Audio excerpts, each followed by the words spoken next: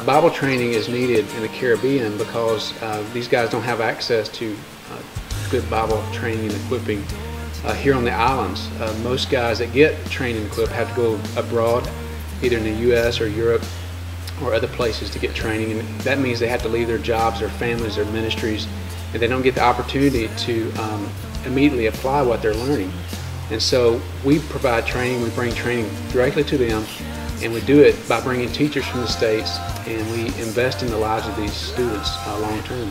So I came in here with some blinders on. CMA gave me a broader perspective as far as church ministry, church life.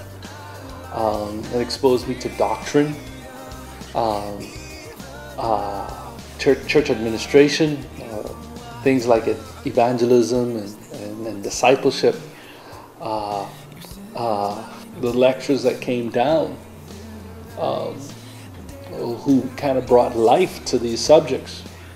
And I think that's one of the advantages that CMA has in being able to bring a wide spectrum of experienced people down. I don't have to leave. I'm a Lutheran now. I can study at the Bible school. In fact, the Bible school come to me. But that's making it more awesome. I can come from work and I'm studying. It's important on the island because you find most of the pastors weren't able to leave the island and because of financial difficulty, I believe. And the mere fact that it's available there now, more pastors or person who concerned now can further the education in the word, not being ashamed or not worrying where they're going to live, because you can drive from here to JC and you can get a good Bible teaching, or in fact, thank God to come to us. It's just around the corner and I can have a good Bible teaching. I think really on the island, whoever planned was to bring it on the island, I really thank God for that, because we don't have to leave the island now to come to us. So we are unique because we are providing Bible training and equipping for church leaders. And I'm not aware of many other ministries that are willing to provide that. And it's so needed because many of the leaders on these islands don't have access to that type of training. They need the equipping, they want the equipping, but the availability of it is just not there for them. My husband and I, we decided that if one would go, then the other one would have to come along, because it would be like a vacant space, the hours that we would spend away from each other.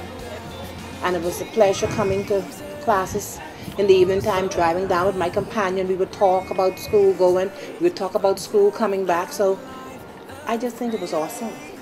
And I would encourage more married couples to do it together, because they can study together and they can hear the same things together, and then they can be going the same places at the same time.